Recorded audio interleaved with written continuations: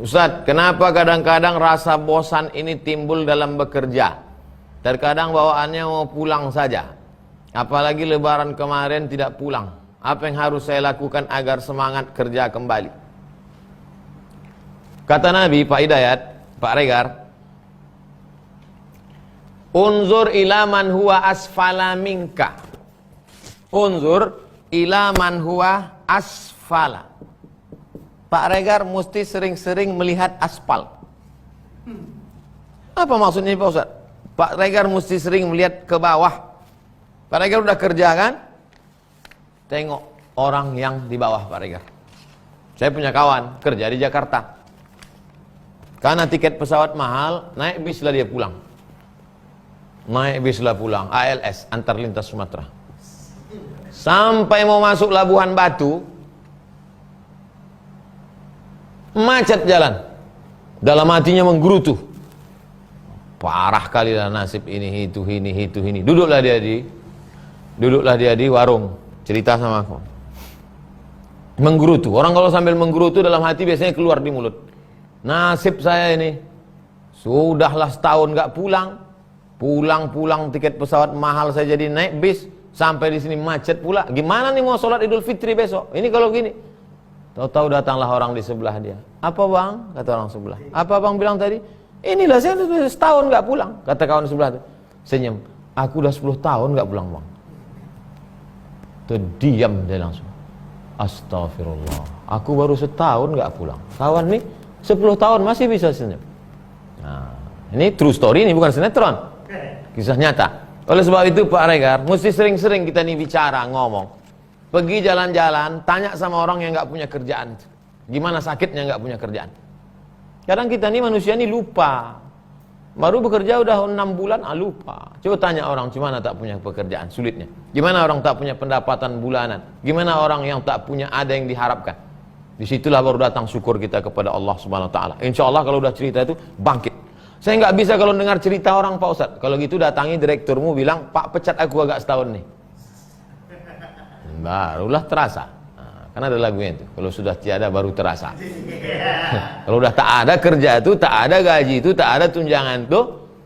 Kadang orang ini, aku boring aku kerja nih. Masuk pagi, pulang siang, banyak betul. Coba kalau tak ada kerjaan. Oleh sebab itu, banyak-banyak kita bersyukur kepada Allah. Orang tidak akan sampai kepada ridha kalau tidak bersyukur. Orang tidak akan bersyukur kalau tidak mau melihat ke bawah. Selamanya dunia ini. Dunia ini menghanyutkan.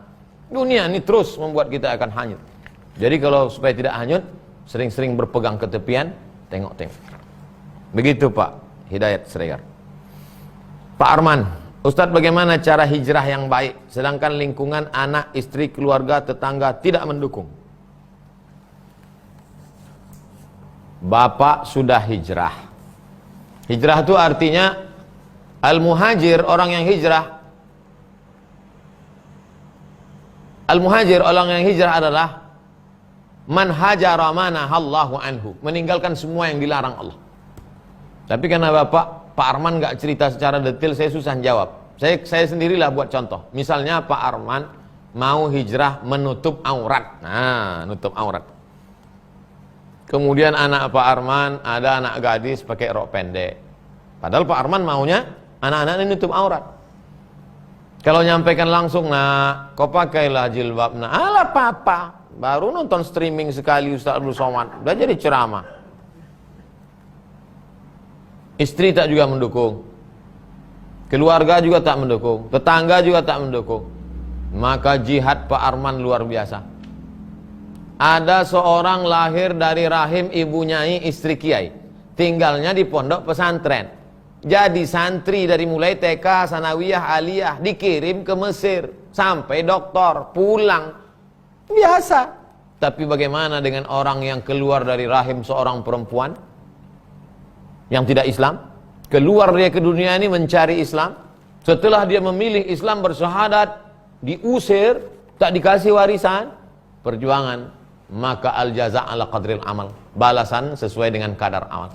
Al-hijratu al-amalu al-ibadatu fil haraji, orang yang tetap istiqomah beribadah pada saat banyak cobaan, kahijratin ilayya, sama seperti orang yang berhijrah bersama Rasulullah sallallahu alaihi wasallam.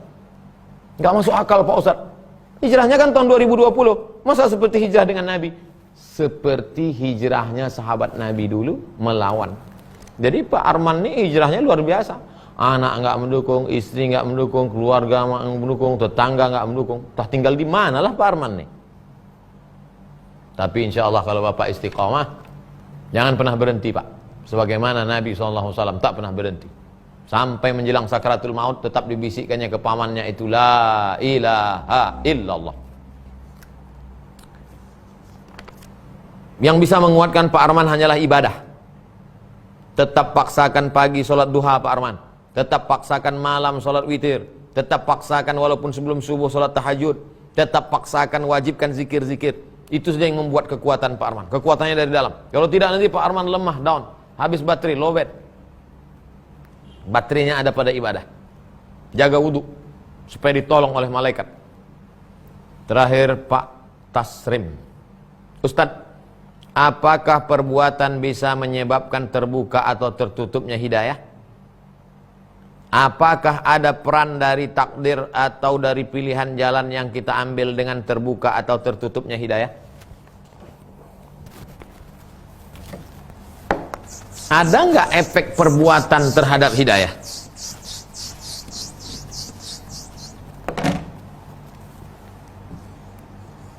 Yudhillu bihi katsira.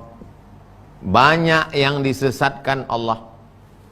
Wa yahdi bihi katsira. Banyak yang diberi hidayah oleh Allah. Yudhillu, sesat. Yahdi, hidayah. Banyak yang disesatkan Allah, banyak yang diberi hidayah oleh Allah. Lalu yang disesatkan Allah itu siapa? Wa ma yudhillu bihi illal fasiqin. Wa ma yudhillu, yang disesatkan Allah itu siapa? Fasiqin. Satu orang fasik, banyak fasikin. Yang disesatkan Allah itu adalah orang-orang yang fasik. Pertanyaan Pak Tasrim terjawab. Apakah perbuatan bisa menyebabkan terbuka dan tertutupnya hidayah? Ya. Kenapa hidayah tertutup bagi dia? Karena dia fasik. Fasik itu apa Pak Ustaz? Sudah tahu tapi nggak mau tahu. Sudah ada pengajian, streaming di mana-mana, ustadz khutbah, ceramah, buku, player. Sudah ada, tapi nggak mau tahu. Akhirnya ditutup Allah terus hatinya. Gara-gara apa? Gara-gara dia tidak mau tahu. Summum, peka. Bukmun, bisu, tuli, buta. Omyun, buta. Telinga tersumbat. Mata tertutup. Hati terkunci. Summum, bukmun, omyun, fahum, la yarji'un. Bal, peka, tuli, bisu, buta. Tak lagi bisa mereka kembali ke jalan kebenaran. Maka kalau mau tetap jaga hidayah, jangan sampai fasik. Mudah-mudahan kita selamatkan dari fasik. Itulah jamaah sekalian. Jadi salah satu cara kita supaya jangan sampai fasik, ya ini, ngaji. Habis ini kalaupun mau nonton, tontonlah yang membawa kepada tuntunan. Sebelum tidur, usahakan berwudu, sholat witir, 3 rakaat.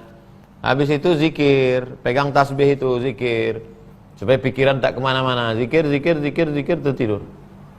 Subhanallah, subhanallah, subhanallah. Sup, tidur.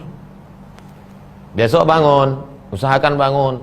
Habis itu sholat, mandi bagus, wudu, kemudian sholat sunat wudu, sholat hajat, sholat tahajud. Setelah itu sholat subuh. Tetap berzikir sampai terbit matahari, ataupun kalau mau istirahat. Nah, ini semua adalah cara. Kalau ada pergaulan di kantor, bergaulah dengan kawan-kawan yang kira-kira mengingatkan kita pada Allah. Pergaulan itu amat sangat penting. Kalau di sekolah, rohis, pengajian. Kalau di kampus, ya lembaga-lembaga dakwah di kampus, ikut. Di komplek perumahan, berteman dengan kelompok yang ke masjid, ke surau musola. Jadi setiap mata rantai itu jangan sampai ada yang bolong. Filosofinya adalah filosofi solat. Filosofi sholat kalau dia renggang, setan masuk, harus rapat. Pergaulan, betul-betul istiqomah. Demikianlah kaji kita malam ini, mudah-mudahan bermanfaat. Terima kasih segala perhatian, mohon maaf segala kesilapan dan kekhilafan. Kita lanjutkan esok malam. Subhanakallahumma wa bihamdika asyhadu an la ilaha illa anta astaghfiruka wa atubu ilaik. Wa sallallahu ala sayidina wa maulana Muhammad wa ala alihi washabihi wasallam. Walhamdulillahirabbil alamin. Wassalamualaikum warahmatullahi wabarakatuh.